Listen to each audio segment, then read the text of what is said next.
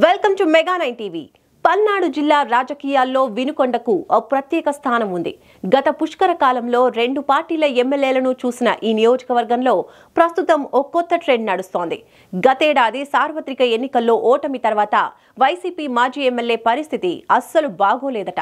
ముఖ్యంగా తమను నడిపించమని కోరాల్సిన క్యాడర్ ఇప్పుడు బహిరంగంగానే ఆయనపై దుమ్మెత్తిపోస్తున్నారట. దీని వెనుక ఏమైంది?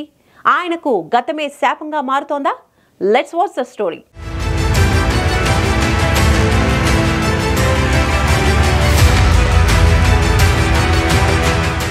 వినుకొండలో 2019 ఎన్నికల్లో గెలిచిన బొల్లా బ్రహ్మనాయుడు 5 ఏళ్ల పాటు హవా కొనసాగించారు. గత ఎన్నికల ముందు వరకు మళ్లీ తానే గెలుస్తాననే ధీమాతో ఉన్నారు. పార్టీలో ఎవరు తనను సహకరించకపోయినా పర్వాలేదనే ధీమాతో కనిపించారు. కానీ ఎన్నికల్లో మాత్రం సీన్ రివర్స్ అయ్యింది. టీడీపీ సీనియర్ నేత జీవి ఆంజనేయులు చేతిలో బొల్లా బ్రహ్మనాయుడు చిత్తుగా ఓడిపోయారు. దీంతో బొల్లా సైలెంట్ గా అయినట్లే కనిపించారు. కానీ ఆయన చుట్టూ ఉన్న వైసీపీ క్యాడర్ మాత్రం సైలెంట్ గా ఉండలేకపోతున్నారట.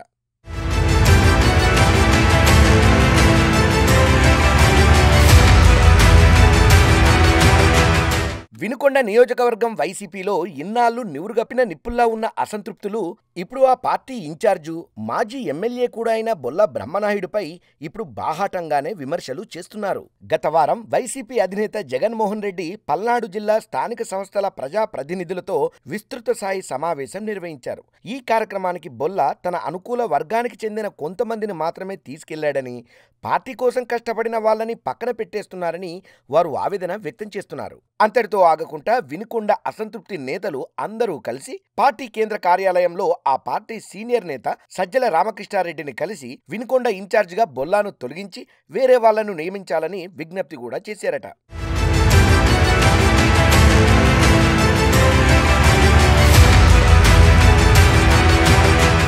గత ప్రభుత్వ హయాంలో అధికారం ఉన్న 5 ఏళ్లు బొల్లా బ్రహ్మనాయుడు పార్టీ కార్యకర్తల్ని పూర్తిగా నిర్లక్ష్యం చేశాడని, పనుల కోసం పార్టీ ఆఫీసుకు వచ్చిన నాయకుల పట్ల కఠినంగా వ్యవహరించడమే కాకుండా వారిని అవహేళనగా మాట్లాడేవాడనే ఆరోపణలు సైతం లేకపోలేదు. అంతేకాకుండా కొంతమంది సొంత పార్టీ నేతలకు సైతం చుక్కలు చూపించాడనే ఆరోపణలు ఉన్నాయి. నియోజకవర్గంలో భారీగా భూ ఆక్రమణలు, అక్రమ వ్యాపారాలకు సహకరించే వారికి మాత్రమే పనులు జరిగేవని, పార్టీ కోసం పనిచేసిన వారిని పార్టీ ఆఫీసు గడప కూడా తొక్కనీయలేదని వారు ఆరోపిస్తున్నారట. అధికారం ఉన్న 5 ఏళ్లు విర్రవీగిన బ్రహ్మనాయుడు అధికారం పోయిన తర్వాత కూడా పార్టీని భ్రష్టు పట్టించడం మానుకోవడం లేదని వాళ్ళు ఆరోపిస్తున్నారట.